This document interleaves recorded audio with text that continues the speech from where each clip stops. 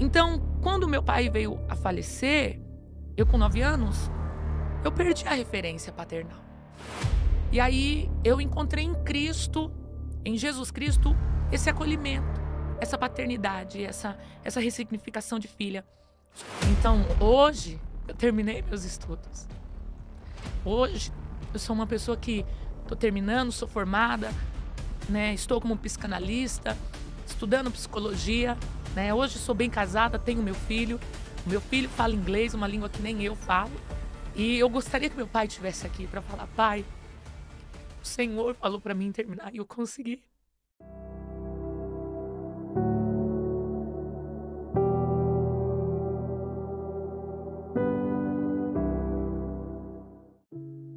Porque, na verdade, quem nos fere não é longe, está longe, né? Quem nos fere está perto.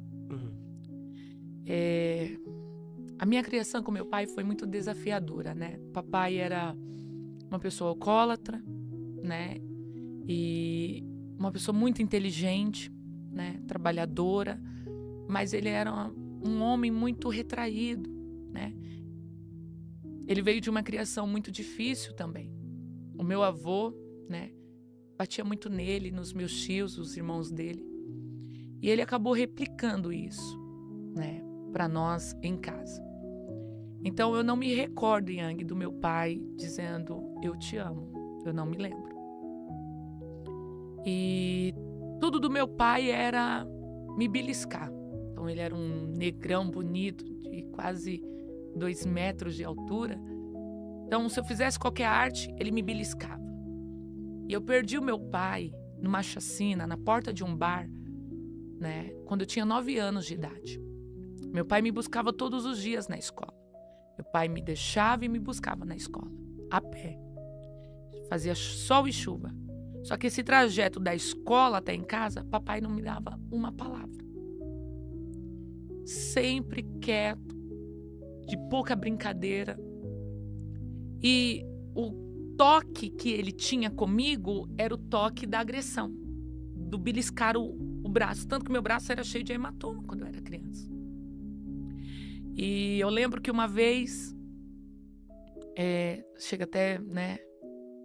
Eu lembro que uma vez eu tenho até uma cicatriz no braço, aqui. Eu lembro que eu estava num hospital com a minha mãe, acompanhando um exame de rotina, pequenininha, papai ainda estava vivo. E eu tava com alguns adultos, assim, e eu, sabe igual a criança pega na pilastra daqueles ferros, né, e começa a girar? E tinha um ganchinho e eu raspei e arrancou a pele. E nesse momento, eu estava girando e eu estava falando para os adultos: olha como meu braço é todo marcado, porque o meu pai, toda hora, ele fica me beliscando, né? E o braço, assim, cheio de hematoma. E eu não tinha esse carinho. E aí, quando papai ele vem a falecer, eu dou um grito, né? Minha mãe diz até hoje isso e eu me lembro. Saindo do hospital, a gente recebe a notícia que ele veio a óbito. Eu dou um grito. E aquele grito é o grito de dor, né? E aí é tão forte que a última vez que eu lembro do meu pai, Yang, que foi no dia que ele veio morrer, assassinado, ele levou mais de 10 tiros, porque ele estava na hora errada, com as pessoas erradas. Eu lembro que a gente estava no ônibus, a gente ia pro centro lá de São Paulo, eu e a minha mãe, e eu fui dar tchau para ele. Naquela época, os ônibus transparente no fundo, né, o vidro. Eu fui dar tchau para ele. Quando eu dei tchau para ele, foi a primeira vez que eu brinquei com meu pai. Eu brinquei, eu mostrei o dedo para ele do meio. E foi a primeira vez que eu vi o meu pai sorrindo para mim. E ele fez assim e fez tipo, pode-se daqui, né? E sorriu e virou, né? Então, quando meu pai veio a falecer, eu com 9 anos, eu perdi a referência paternal. E aí eu encontrei em Cristo, em Jesus Cristo, esse acolhimento, essa paternidade, essa ressignificação de filha. Só que eu tive um grande problema, o quê? Eu creio na Trindade, então é o Pai, o Filho e o Espírito Santo, como eles mesmos se chamam, né? Deus Pai, Deus Filho e Deus Espírito. E o meu relacionamento, ele era muito bom com o Deus Espírito e com o Deus Filho. Eu não gostava do Deus Pai.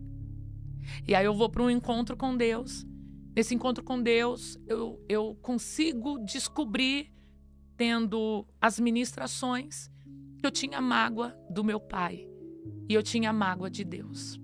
Eu tinha mágoa de Deus porque eu replicava a imagem do meu pai, que se chamava pai, da imagem de Deus Pai. Então eu acreditava que o Deus Pai era um Deus carrasco, cara fechada, que não conversava, que não mostrava carinho e amor. E o ensino do meu pai, mesmo sendo alcoólatra, disfuncional, era: você tem que terminar os seus estudos. Então, hoje, eu terminei meus estudos. Hoje, eu sou uma pessoa que estou terminando, sou formada, né? Estou como psicanalista, estudando psicologia, né? Hoje sou bem casada, tenho meu filho. O meu filho fala inglês, uma língua que nem eu falo. E eu gostaria que meu pai estivesse aqui para falar: pai, o Senhor falou para mim terminar e eu consegui. Porque eu engravidei, Yang. Eu ainda não tinha nem terminado meus estudos. Mas a voz do meu pai reverberava dentro de mim, na minha cabeça.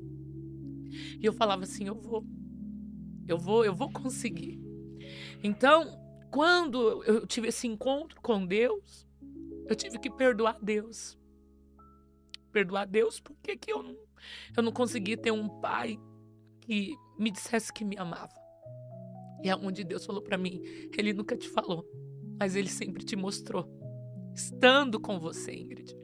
E aí eu lembro que um dia eu em casa, sentada à mesa, o Espírito Santo me levou quando eu era pequena, eu tinha 6 para 7 anos de idade. E eu lembro nitidamente eu descendo as escadas da escola Jardim Gaivotas, na Zona Sul, e papai na porta me esperando. E o Espírito Santo, eu vi o Espírito Santo do meu lado, Yang. Não sei se tem pessoas que acreditam nisso, mas eu creio nisso. E o Espírito Santo do meu lado, e ele disse: o seu pai está aqui, Ingrid. Ele sempre te amou. E eu te amo também. Eu te amo. Eu sou o Deus Pai. E naquele momento, eu não somente perdoei o meu pai, Ricardo, papai, mas como eu perdoei Deus, né? Deus não precisa do meu perdão, mas eu precisava liberar esse perdão, porque eu liberar perdão... Ai, obrigada, amigo, porque esse perdão... Pra mim também, porque... Pra nós, né, Yang? Falou de pai... E você sabe que essa questão da paternidade, ela é milenar, né? Tanto que Deus, por que ele não se apresenta como Deus Mãe? Porque ele já sabia que a disfunção seria na figura paterna e não materna, né? Tanto que mãe é mãe, é o que a gente ouve, não é? Mãe é mãe, a gente não ouve quase pai é pai. Mãe é mãe. Então Deus, ele vem para trazer essa cura para as nossas vidas, né? Então, quando o meu pai veio a falecer, eu encontrei essa paternidade em Deus. Então, o perdoar, isso daqui é muito forte, ele é muito importante porque ele não libera o outro, ele nos libera. Então, eu tinha um sentimento de raiva, de não ser entendida, de não ser compreendida, e eu tinha remorso. Tanto que, Yang, meu pai morreu em agosto, né? Dias antes do Dia dos Pais. Eu lembro até hoje, eu fiz na escola, naquela época, né? A gente fazia as tarefinhas temáticas, né? E eu lembro que a professora pediu pra gente fazer uma cartolina com alguma coisa escrita. Eu lembro que a gente fez uma gravata de EVA e eu escrevi um poema pro meu pai, e eu lembro desse poema até hoje. Eu não curto poema, não sou nada poética, e eu lembro desse poema. Olha só, o poema ele era mais ou menos assim, né? A flor desabrochava e dizia: não me deixes não, né? Vai falar sobre a flor que pede para não ser deixada. E quando eu cheguei em casa, eu entreguei para ele, e o meu pai falou assim: no Dia dos Pais eu abro. Eu vou ler, não vou ler agora não. No Dia dos Pais eu abro e eu vou ver. E não deu tempo, porque ele faleceu. Do jeito que eu entreguei para ele, ficou fechado. Então, desculpa. Não deixe para amanhã o que você pode fazer hoje. Quer usar uma roupa boa? Use. Nem que for para ir no mercado, na padaria. Põe a sua melhor roupa. Quer comer bem? Espere uma data importante para comer bem em família. Come numa segunda-feira. Tá entendendo? Porque o amanhã pode ser tarde demais. Papai achou que ele ia ler no Dia dos Pais um bilhete. E ele não leu. Então hoje, se alguém me der qualquer coisa, eu abro na hora, eu calço na hora. Às vezes as pessoas me dão um presente, eu uso na hora. Porque eu não sei o dia de amanhã. A gente pode ficar doente, pode ficar enfermo. Então, não protele coisas que você pode fazer hoje. O amar hoje e o perdoar, ele é muito importante. Porque eu poderia ter entendido, mesmo sendo criança, mesmo tendo pouco conhecimento ou nada, mas eu poderia ter expressado isso. E hoje, Yang, eu me vejo às vezes em relacionamentos pessoais, né? Que a gente tem que orar e falar assim: Senhor, me ajude a perdoar para que eu consiga conviver, né? Porque, Yang, perdoar você e fechar o acesso é fácil, porque você é meu amigo. Mas e perdoar um filho? E perdoar uma mãe? Um pai que abusou? Um avô que molestou? Um tio que mexeu? É só em Cristo. John Unterberg, ele escreve um livro chamado Quem é este homem? Cada capítulo ele vai falar sobre a figura de Jesus. E em um capítulo ele vai falar sobre o perdão. Você sabe que Cristo foi o primeiro que veio falar sobre perdão, né? Antes de Cristo não se falava sobre perdão, não existia perdão. Sim. Não perdoar era uma questão de honra. De honra, exato. É por isso que quando alguém fala assim, você perdoa? Não, eu não perdoo. Por quê? Porque a ferida, ela mexe com a hombridade, ela mexe com a moral de alguém, ela mexe com o caráter de alguém. Então a pessoa, ela fala, não, essa pessoa não merece meu perdão. Por isso que ela diz assim, isso daí quem perdoa é Deus. Por que ela transfere para Deus? Porque é mais fácil. Ela joga a responsabilidade que é dela para Deus. Mas se o perdão é algo tão simples, por que jogar para Deus, sendo que é só dizer eu libero o perdão? Porque o perdão, ele é 100% espiritual. O perdão, ele não é físico, ele é emocional, ele é alma. E aí John Unterberg vai falar que era questão de honra não perdoar.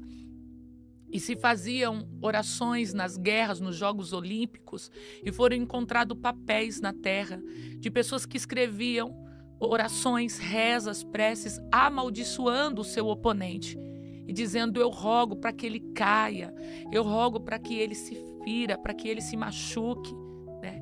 E aí ele fala que o perdoar é você ir sempre na ferida e deixar Deus cicatrizar ela. Uau. O perdão, ele é um processo. E eu vou falar uma coisa para você, o mais difícil não é perdoar o outro, é se perdoar. Porque tem gente que já perdoou o agressor, o abusador, o traidor, mas não se perdoou. O mais difícil é você se perdoar. É você se perdoar. Por quê? Por que eu dei acesso? Por que eu confiei? Por que eu deixei? Por que eu me permiti? A culpa é minha. Então aí você libera o outro, mas faz de você um cativo. Só que quando você se torna cativo de si mesmo, o único que tem o poder de te acessar é o Espírito Santo. Se você está gostando do nosso conteúdo, que tal se tornar um membro ou deixar um valeu? Isso ajuda bastante e dá um grande apoio ao nosso canal. Agradecemos de coração.